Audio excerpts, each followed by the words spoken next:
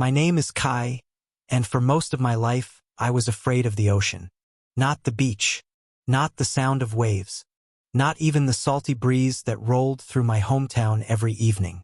It was what existed beneath the surface that terrified me.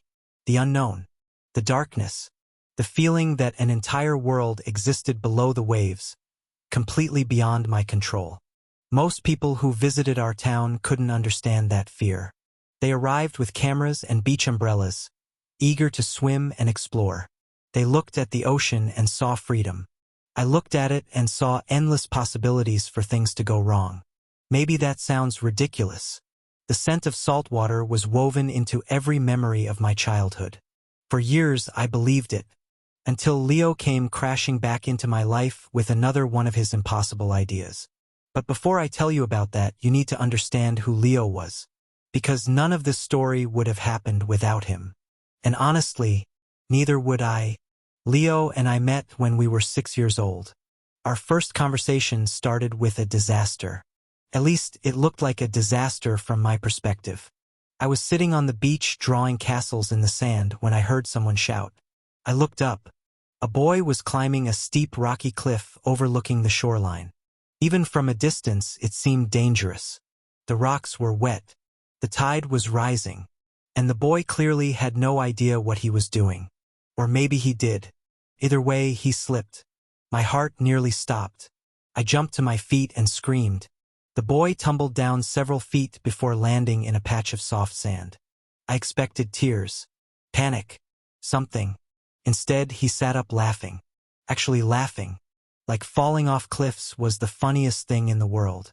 That boy was Leo. And somehow, he became my best friend. Looking back now, it still amazes me. We were complete opposites. I was cautious. Leo was adventurous. I liked plans. Leo preferred improvisation. I worried about every possible outcome. Leo rarely worried about anything. But maybe that's exactly why our friendship worked. We balanced each other. When Leo rushed ahead too quickly, I slowed him down. When I hesitated, he pulled me forward. Together, we somehow found a middle ground. A place where both of us could grow. At least most of the time. As children, we spent nearly every day together. Leo treated our coastal town like one giant playground. Every week he discovered something new. A hidden cave. A secret beach. A tide pool filled with unusual sea creatures. He approached the world with endless curiosity. And because he was my friend, I often followed him. Even when I didn't want to. Especially when I didn't want to. I remember one summer afternoon when we were 9 years old. Leo appeared outside my house carrying a bucket. Kai! I stepped outside. What? You have to come see this. Whenever Leo said those words, trouble usually followed. Still, I followed him. 5 minutes later, we arrived at a tide pool near the northern cliffs. Inside the bucket was a tiny octopus. I stared at it. Leo stared at it. The octopus stared back. We spent nearly 2 hours watching it move around the bucket. Leo was fascinated. I was mostly confused. Eventually, he returned it to the ocean. Then he spent the entire walk home explaining octopus intelligence. I didn't understand half of what he said. But I listened anyway, because when Leo talked about the ocean, something special happened. His entire face lit up.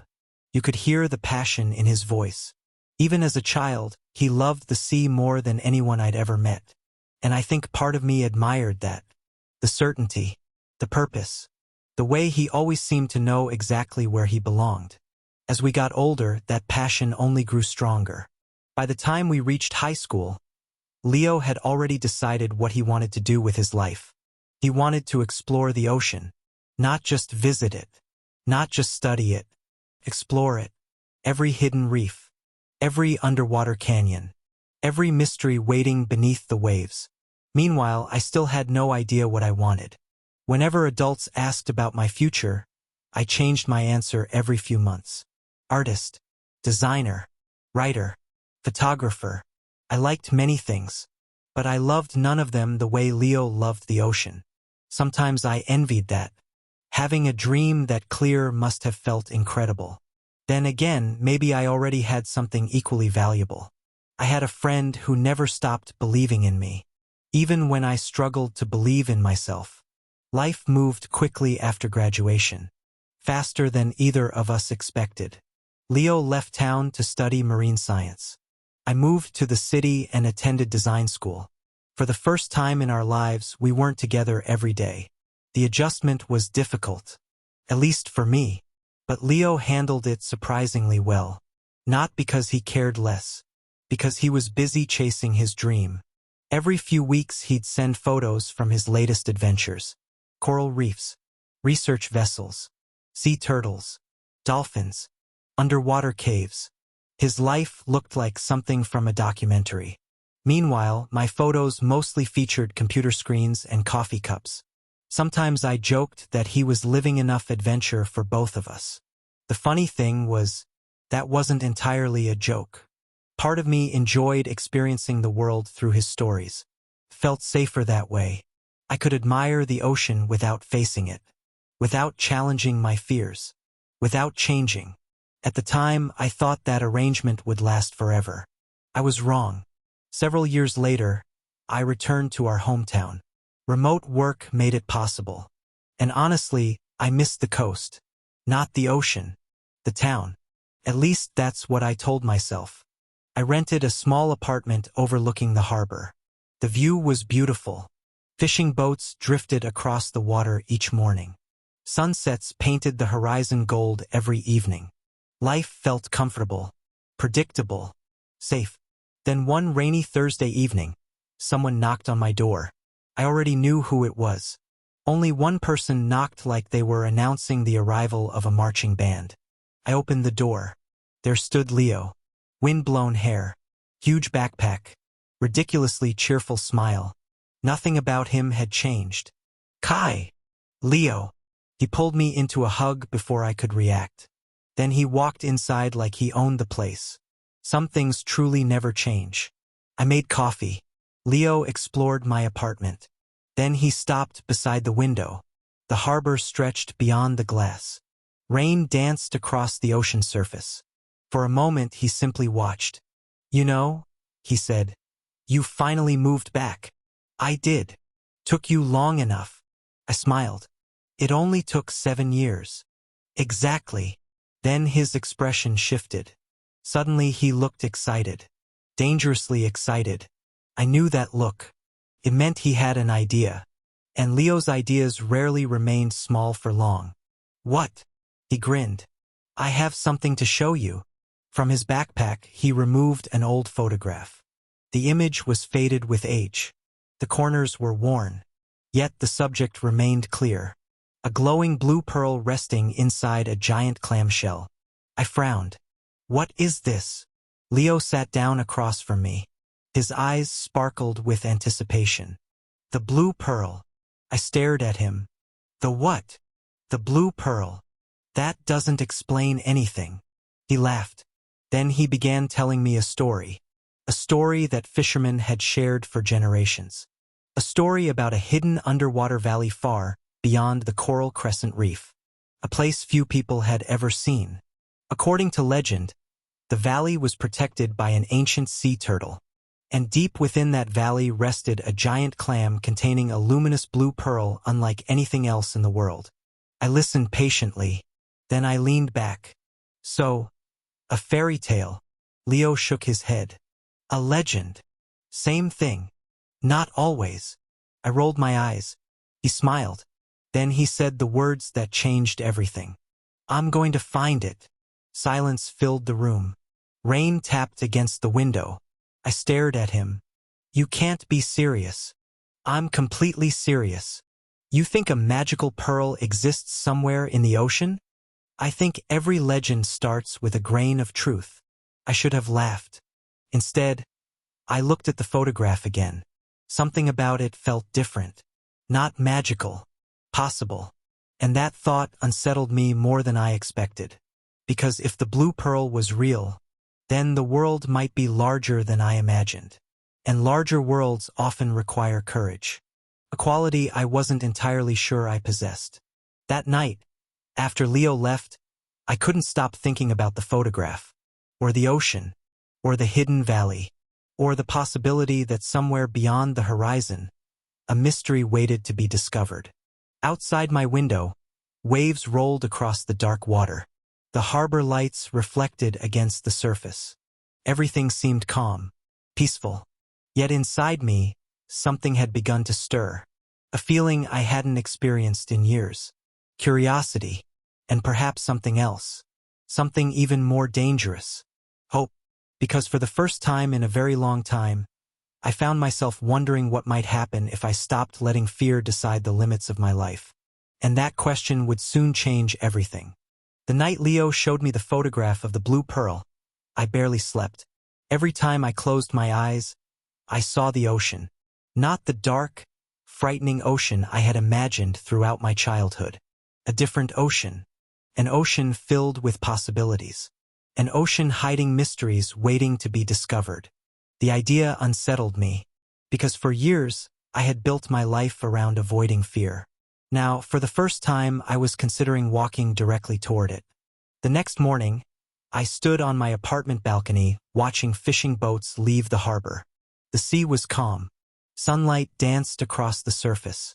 Everything appeared peaceful. Yet inside my mind, a battle was taking place. One side wanted to remain safe, comfortable, predictable. The other side wanted answers, adventure, change. And if there was one thing I had learned from being friends with Leo, it was this. The most meaningful moments in life rarely happened inside your comfort zone. 3 days later, I called him. He answered before the first ring finished. "You've decided." It wasn't a question. I sighed. "Maybe." A loud cheer exploded through the phone. I pulled it away from my ear. "Leo, you said yes." "I didn't say yes. You were going to."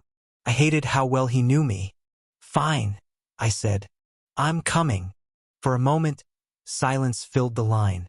Then his voice became softer, more genuine. "I'm glad." So was I, although I wouldn't admit it yet. Preparations began immediately. The expedition was scheduled to leave in 2 weeks. During that time, Leo introduced me to the rest of the team. The research vessel belonged to an ocean conservation organization that regularly studied coral reef ecosystems. Most of the crew were scientists, marine biologists, divers, researchers, people who had spent years working in the ocean. I felt completely out of place.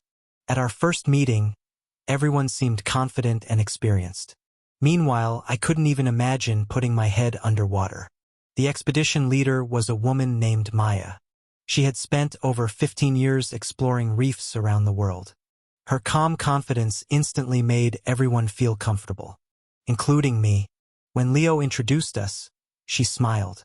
"So you're Kai." I nodded. "The famous best friend." I blinked. "Famous? Leo talks about you constantly." Across the room, Leo suddenly became very interested in checking equipment. The entire crew laughed. For some reason, my face felt unusually warm. The following days were filled with training. Lots of training. Apparently, professional diving involved significantly more preparation than simply jumping into the water. Who knew? Every morning I learned something new. Equipment safety, underwater communication, breathing techniques, emergency procedures. By the end of the first week, my brain felt completely full. Yet something surprising happened. The more I learned, the less afraid I became. Knowledge replaced uncertainty, and uncertainty had always been the source of my fear. One afternoon, while practicing in a swimming pool, I experienced my first real challenge. Submerging underwater. The moment my face entered the water, panic surged through my chest. My breathing became uneven. My heart raced. Every instinct screamed at me to surface immediately. I removed my mask and climbed out of the pool. Embarrassment flooded through me. Everyone else seemed fine. Why couldn't I do something so simple? I sat alone beside the pool, staring at the water, feeling frustrated. A few minutes later, Leo sat beside me. Neither of us spoke. Eventually, he handed me a bottle of water. I accepted it. "Sorry," I muttered. "For what?" "I keep slowing everyone down." Leo looked genuinely confused. Who said that? No one. Then why are you acting like it's true? I sighed. He leaned back. Kai. What? Do you know why you're here? Because you convinced me. No. He smiled. Because you're trying. I considered that. Maybe he was right. Maybe success wasn't the important part. Maybe the important part was showing up. Trying. Continuing despite fear. For some reason, that thought helped. The next day, I got back into the water. And this time I stayed. 2 weeks later, departure day finally arrived. The harbor buzzed with activity. Crew members loaded supplies onto the vessel. Equipment cases filled the dock. Seagulls circled overhead. The excitement was contagious. As I stepped aboard the ship, a strange feeling settled over me. This was really happening. There was no turning back now. The vessel slowly pulled away from the dock. The shoreline began shrinking behind us. Buildings became smaller, then smaller still. Eventually, only the ocean remained. Blue in every direction. I expected fear. Instead, I felt something unexpected. Wonder. The world seemed larger out here. More alive. More mysterious. And for the first time in years, I felt like I was part of something bigger than myself. Life aboard the research vessel quickly developed a rhythm. Mornings began early. Breakfast. Briefings. Equipment checks. Research assignments. The crew worked hard. Yet there was also a sense of joy. Everyone genuinely loved what they were doing. During meals, conversations revolved around ocean discoveries. Rare species. Coral restoration projects. Conservation efforts. Listening to them was fascinating. I realized how little I actually knew about the sea. The ocean wasn't simply a body of water. It was an entire world.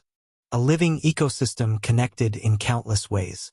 Every fish, every coral, every current, everything mattered. And somehow, learning these things made the ocean feel less intimidating. Not smaller, just more understandable. 3 days into the journey, Maya announced that conditions were perfect for diving. My stomach immediately dropped. This was it. My first real dive. Not a swimming pool. Not practice. The actual ocean. That morning felt surreal. The sky was cloudless. The sea shimmered beneath the sunlight. The water looked almost impossibly blue. Leo seemed excited. The rest of the crew seemed excited. I mostly felt terrified. Standing on the edge of the vessel, I stared into the water below. It stretched downward forever. Or at least it felt that way.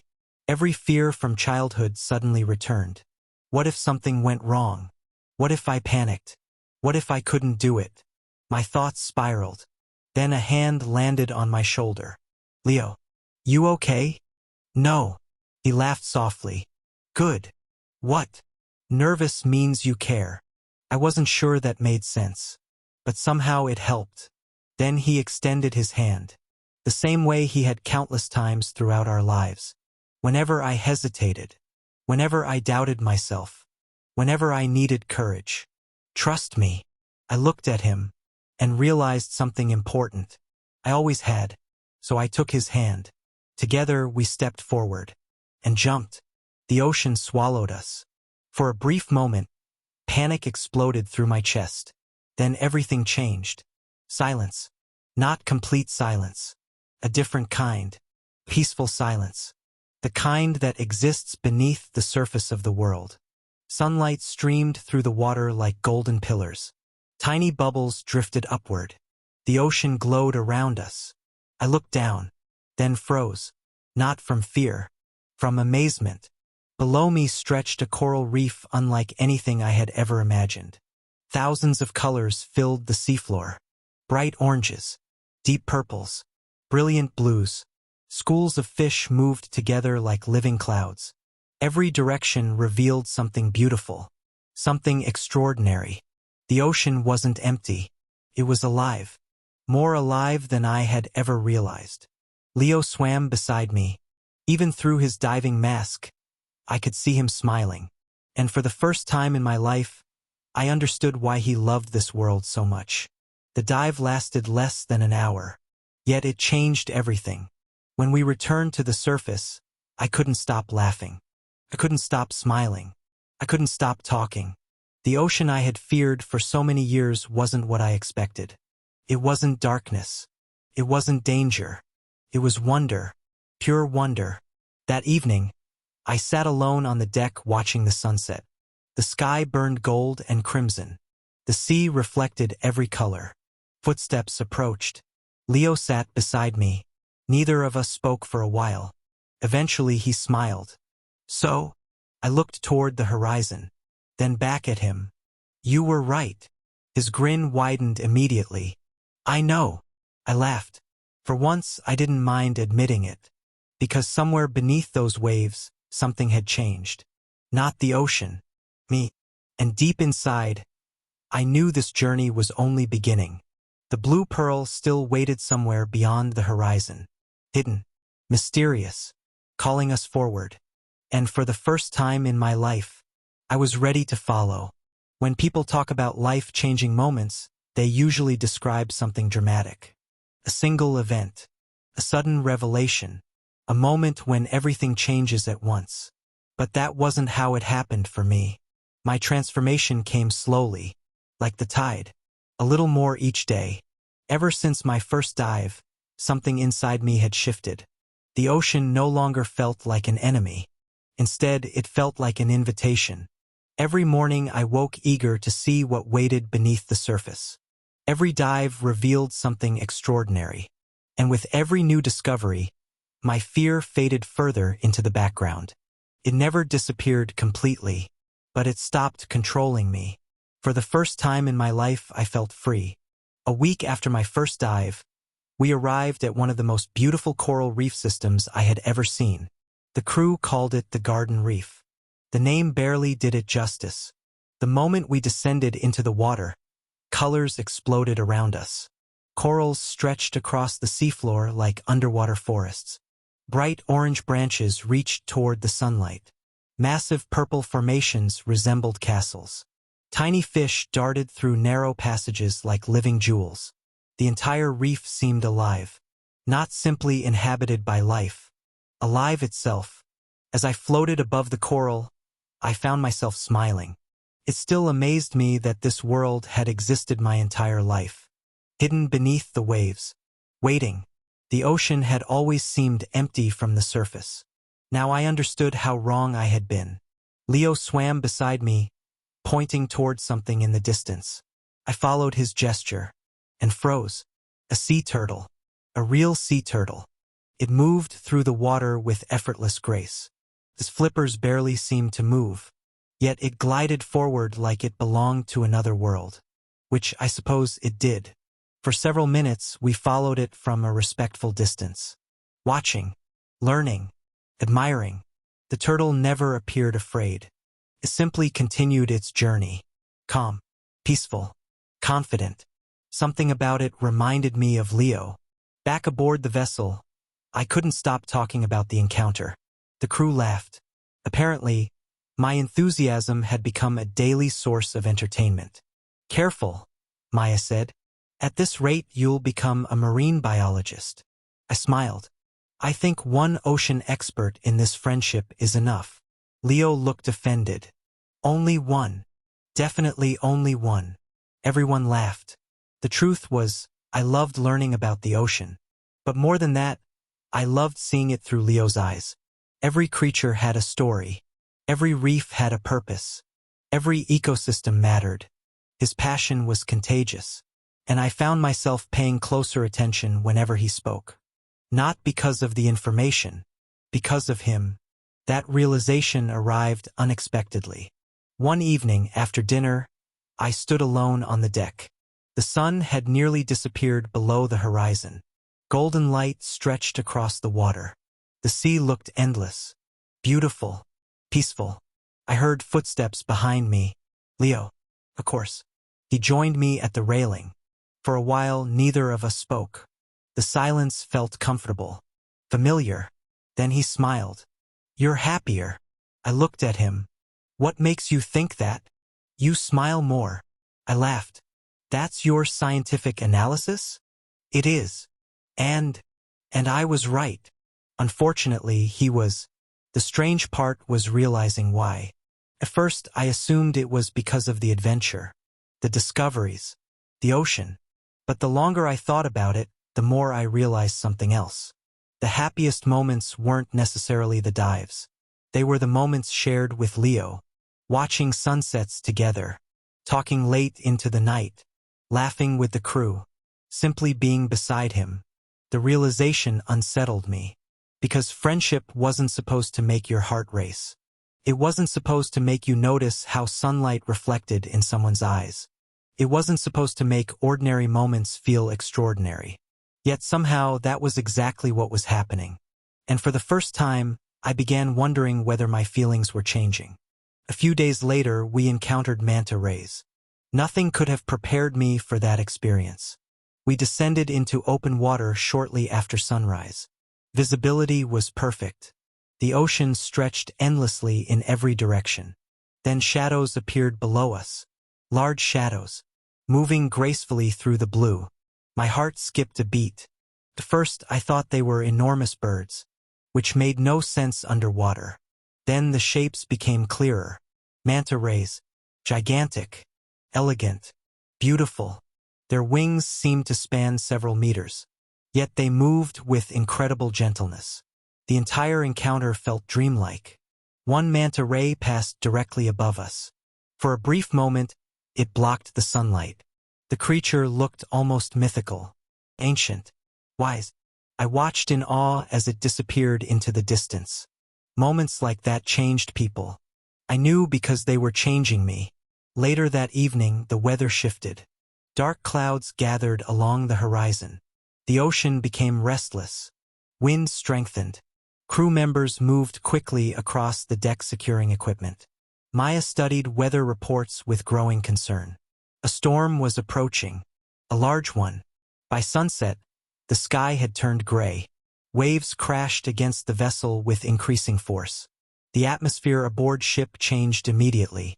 Everyone became focused, professional, alert. I stood beside a window watching rain strike the ocean. Lightning flashed in the distance. For the first time since leaving shore, I felt genuinely nervous. Not because of diving, because nature was reminding us who truly controlled the sea. And it wasn't us. The storm arrived shortly after midnight. The impact was immediate. Rain hammered the vessel. Waves slammed against the hull. Thunder echoed across the ocean. The ship rose and fell with frightening intensity. Sleep became impossible. I sat on my bunk listening to the storm. Every creak made me jump. Every impact tightened my chest. Eventually, I left my cabin. The corridor was nearly empty. Only a few crew members remained awake. Among them was Leo, of course. He stood near one of the observation windows watching the storm. When he noticed me, he smiled. Couldn't sleep? I shook my head. No. He nodded. Me neither. We stood together watching lightning illuminate the ocean. For several minutes, neither of us spoke. The storm was strangely beautiful. Terrifying, but beautiful. Eventually, Leo glanced toward me. You know, he said softly. A year ago you would have never come out here. I laughed. A year ago I wouldn't have been on this ship. Exactly. Lightning flashed again. The ocean glowed silver for an instant. Then darkness returned. I looked at my reflection in the glass. For once, I didn't see the frightened version of myself. I saw someone changing, someone growing, someone willing to face uncertainty. And somehow that realization mattered more than I expected. The storm passed by morning. Sunlight returned. The sea calmed. The expedition continued. Yet something had changed. Not outside. Inside. The experience reminded me that fear would always exist. The goal wasn't eliminating it. The goal was continuing despite it. That lesson would become important very soon. Because 3 days later, we discovered our first real clue. It happened during a routine dive near a remote reef system. One of the researchers found something unusual lodged between coral formations. An old brass container, corroded by time, covered in marine growth. The object clearly didn't belong there. Back aboard the vessel, the crew carefully opened it. Inside rested a waterproof journal. Old. Very old. Its pages contained notes from an explorer who had traveled these waters decades earlier. Most entries described reefs and marine life. Then Maya found something extraordinary. A sketch. An underwater valley. A giant sea turtle. And beside it, a drawing of a glowing pearl. The room fell silent. Nobody spoke. Nobody moved.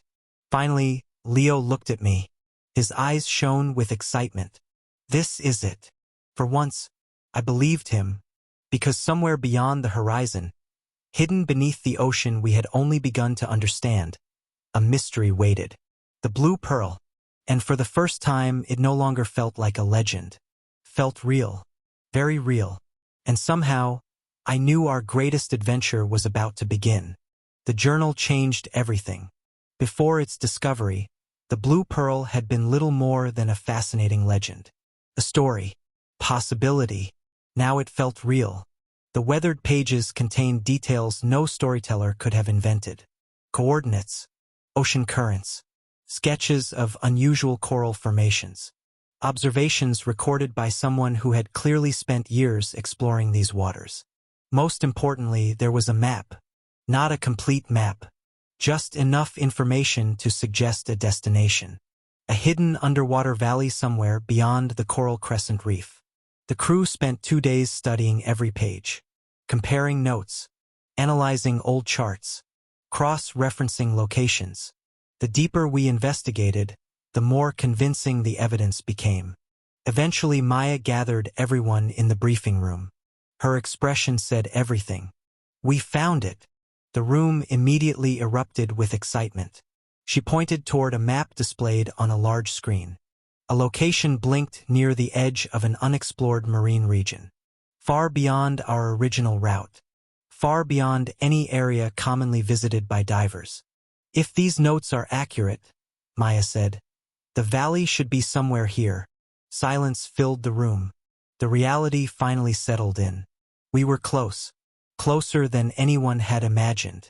And suddenly, my heart was racing. Not from fear. From anticipation. The following morning, we changed course. The research vessel pushed deeper into open ocean.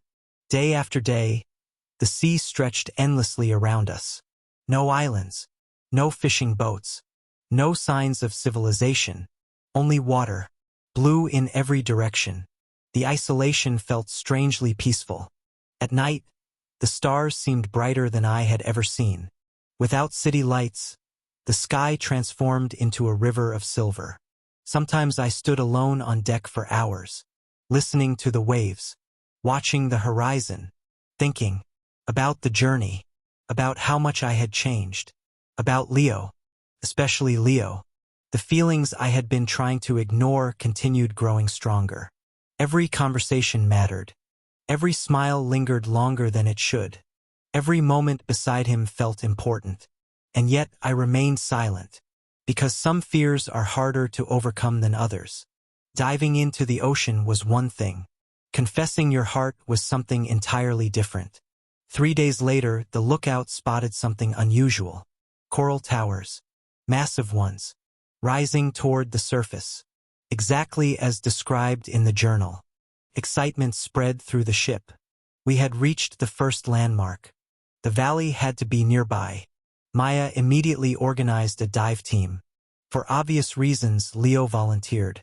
And somehow, despite everything, so did I. Hours later, we descended into the water. The ocean felt different here. Older. Quieter. Almost sacred. Sunlight filtered through the blue depths as we followed the coral formations downward. The deeper we traveled, the stranger the environment became. Corals glowed with faint bioluminescent colors. Fish species unfamiliar to the researchers moved between ancient rock formations. Everything felt untouched, hidden, like a world forgotten by time. Then we saw it. The entrance. A massive underwater canyon opening beneath the reef. The hidden valley. No photograph could have prepared me for its beauty. The valley stretched far beyond the limits of visibility. Bioluminescent coral illuminated the darkness with soft blue light. Ancient stone formations rose from the seafloor. Schools of fish moved through the glowing water like living constellations. For a moment, everyone simply stared. The place felt magical. Not because of legends, because nature itself can sometimes seem impossible. We moved slowly through the valley, careful not to disturb anything. Every few meters revealed something new. Rare coral species, unique marine life, ancient geological formations. The entire location was a scientific treasure. Yet none of us could forget why we were truly there. The blue pearl. We continued deeper. Minutes passed. Then something moved in the distance. First, I thought it was a shadow, a trick of the light. Then the shape became clearer, larger, closer. A sea turtle. An enormous sea turtle. Much larger than any I had ever seen. Its shell carried marks that suggested decades of life. Perhaps even longer. The creature moved slowly through the valley. Gracefully, purposefully, almost as if it had been expecting us. Nobody moved. Nobody spoke. We simply watched. The turtle circled our group once, then turned, and began swimming deeper into the valley, toward the darkness, toward something hidden. Leo looked at me. Even underwater, I could see the excitement in his eyes. The turtle was leading us somewhere, and all of us knew it. We followed. The valley narrowed into a corridor surrounded by glowing coral walls. The turtle continued forward, calm, patient, as though guiding us. Finally, the passage opened into a massive chamber. And there it was, the giant clam, exactly as depicted in the journal, exactly as described in the legend, resting at the center of the chamber, protected by coral formations that shimmered beneath the blue light. The clam was enormous, several meters across, ancient beyond imagination. The sea turtle approached it, then gently touched its shell. For a moment nothing happened. Then the clam slowly opened, and the entire chamber filled with light. The blue pearl. It was real. The pearl rested inside the clam like a fragment of the ocean itself. Deep blue, luminous, beautiful beyond words. Its glow illuminated the water around us. Reflections danced across the coral walls. For a few breathtaking seconds, nobody moved. I forgot about legends, forgot about discoveries, forgot about everything except the overwhelming beauty before me. The sea turtle remained beside the clam, watching quietly, guarding, not aggressively, almost peacefully, as if its purpose had finally been fulfilled. I looked toward Leo.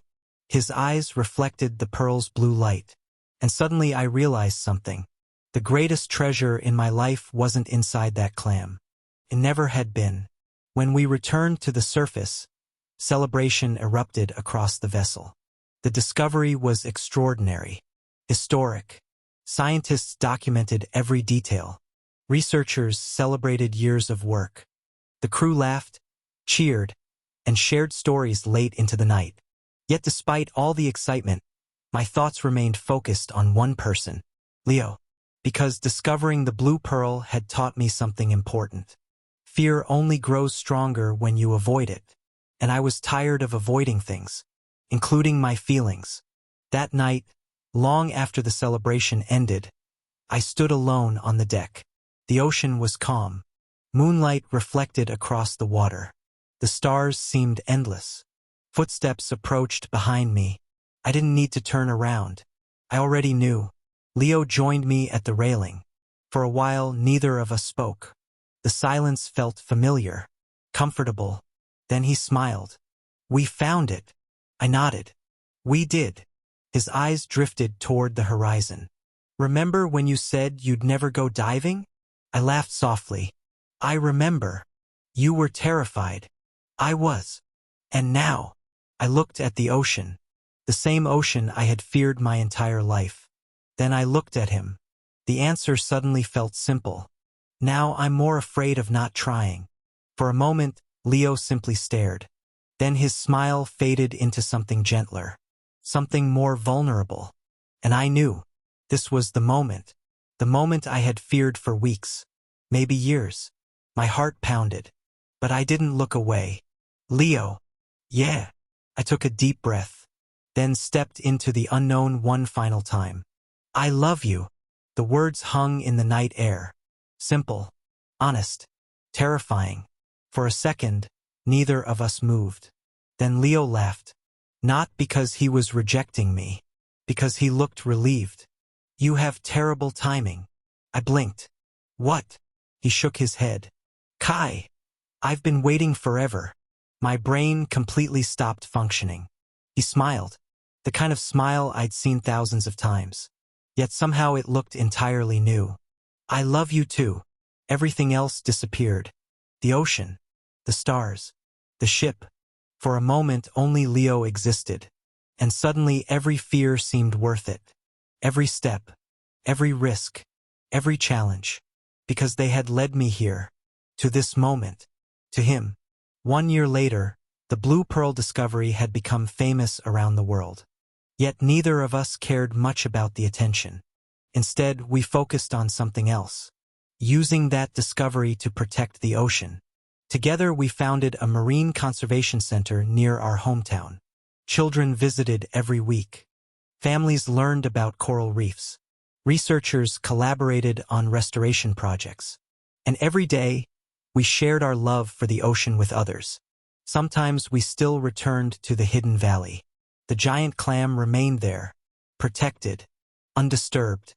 The ancient sea turtle occasionally appeared from the blue depths, watching, silent as ever. And whenever I saw it, I remembered the lesson this journey had taught me. The greatest treasures aren't always what you're searching for.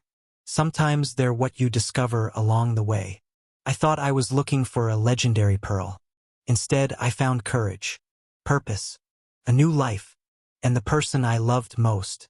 The blue pearl was real, but it wasn't the greatest treasure hidden beneath the sea. That treasure was Leo, and unlike the pearl, I get to spend every day with him,